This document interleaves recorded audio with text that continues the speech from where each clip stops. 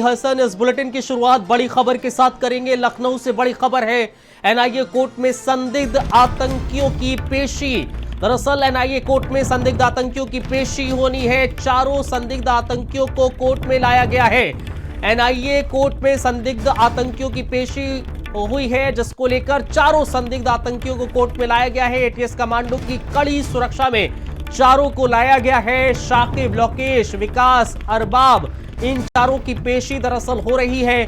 आज ATS court से चारों की रिमांड मांगेगी। आज जो एटीएस है इन चारों की रिमांड दरअसल कोर्ट से मांगेगी। आज ही इन चारों को दरअसल गिरफ्तार किया गया था। 2 मेरठ के और 2 गाजियाबाद के रहने वाले ये आतंकी बताए जा रहे हैं। संदिग्ध आतंकियों की अब कोर्ट में पेशी होनी है।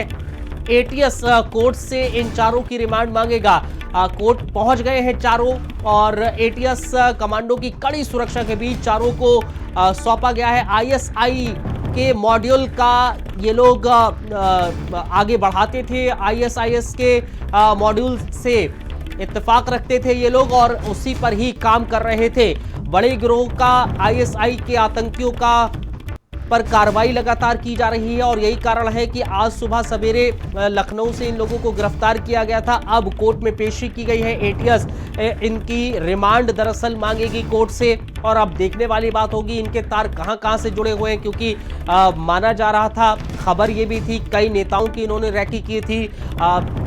रेलवे स्टेशन हो गए, मेट्रो स्टेशन हो गए, अलग अलग जगहों पर ये लोग वारदात को अंजाम देने की कोशिश कर रहे थे। वीडियोस भी वायरल हो रहे थे, जहां पर ये लोग वीडियो कॉल करते हुए नजर आ रहे थे। वीडियो कॉल में भी बाकायदा इन लोगों के पास असलहा नजर आ रहा है, बम नजर आ रहे हैं। कुल मिलाकर बड़ी कार्रवाई की गई थी। अब इनकी कोर्ट में पेशी हो रही है। एटीएस कफील हमारे साथ फोनलाइन पर जुड़ गए हैं। कफील, कोर्ट में पेशी हुई है इनकी, अब एटीएस इनकी रिमांड मांगेगा, क्या कुछ अपडेट है, जरा बताइए। बिल्कुल, देखिए, एटीएस ने जो चारों संदिग्ध आतंकी हैं उन्हें कोर्ट में आज पेश किया है एनआईए की। अभी अंदर सभी आतंकी मौजूद हैं। इसके अलावा कड़ी सुरक्षा के बीच इनको लाया गया है। कमांडो जो हैं एटीएस के वो भी मौजूद हैं। माना जा रहा है कि एटीएस ज्यादा से ज्यादा दिन की रिमांड चाहेगी, लेकिन अब देखना ये होगा इनको कितने दिन की रिमांड मिलती है। जो तमाम संदिग्ध आतंकी हैं इनको कल एटीएस ने लखनऊ के चारबाग इलाके से गिरफ्तार किया था।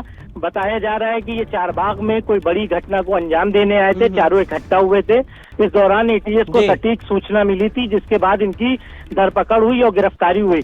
फिलहाल अभी अंदर कोर्ट में ये लोग मौजूद हैं। कड़ी सुरक्षा के बीच में इनकी सुनवाई हो रही है। अब देखना ये होगा कि कितने दिन की रिमांड मिलती है। नहीं, जाहिर तौर पर ये देखना होगा कफील कितने दिन की रिमांड मिलती है, लेकिन ये बड़ी कार्रवाई की गई थी, और लगातार हम देख पा रहे हैं कुछ वक्त से आईएसआईएस मॉड्यूल का जो देश के भीतर अलग अलग जगहों पर जो लोग संदिग्ध नजर आ रहे हैं उनकी धरपकड़ की जा रही है, और उन्हीं में से ये 4 भी शामिल हैं।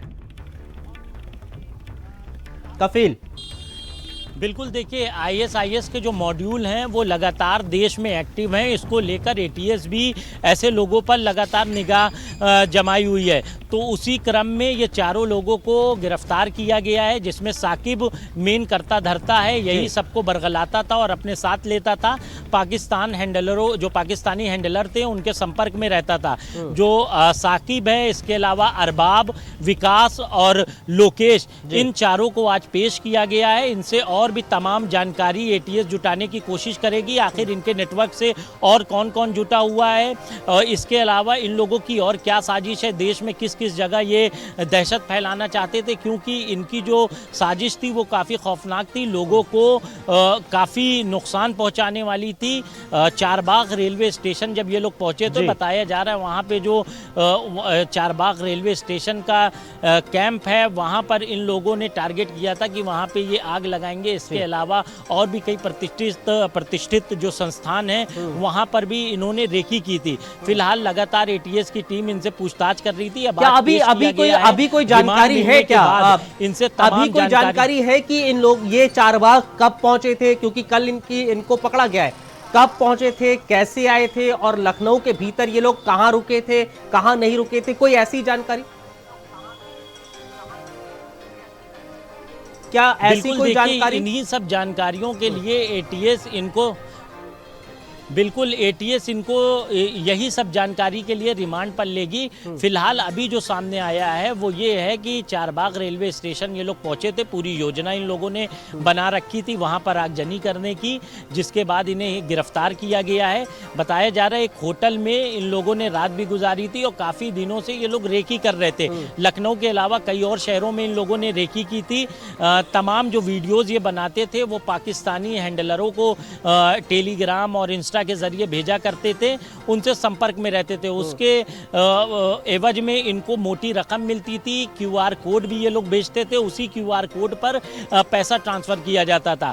फिलहाल अभी तमाम और खुलासे हो सकते हैं, क्योंकि जिस तरह से ये मॉड्यूल काम कर रहा था आईएसआईएस का, ये काफ़ी खतरनाक था। अब एटीएस की सबसे बड़ी जो पूछताछ होगी वो ये होगी कि आखिर इनसे जुड़े हुए और कितने लोग हैं, कहाँ काम कर रहे हैं, कौन कौन लोग हैं। दरअसल ये ऐसे लोग होते हैं जो स्लीपर सेल का काम करते हैं, चुपचाप बैठे रहते हैं, इनके बारे में पता लगाना भी काफ़ी मुश्किल होता है। तो अब ये अरबाब, साकिब, लोकेश और विकास से पूछताछ होगी कि आखिर इन लोगों के नेटवर्क ठीक है, जाहिर है अब इनसे पूछताछ होगी और पूछताछ के बाद और क्लैरिटी आएगी और खुलासे होंगे और इनका नेटवर्क कैसे फैला हुआ था, किनसे ये मुलाकात कर रहे थे लखनऊ के भीतर या फिर देश के अलग अलग कोने में, ये जरूर चीजें निकलकर सामने आएंगी। शुक्रिया आपका हमारे साथ जुड़ने के लिए, इस खबर पर जानकारी साझा करने के लिए। एक और बड़ी खबर लखनऊ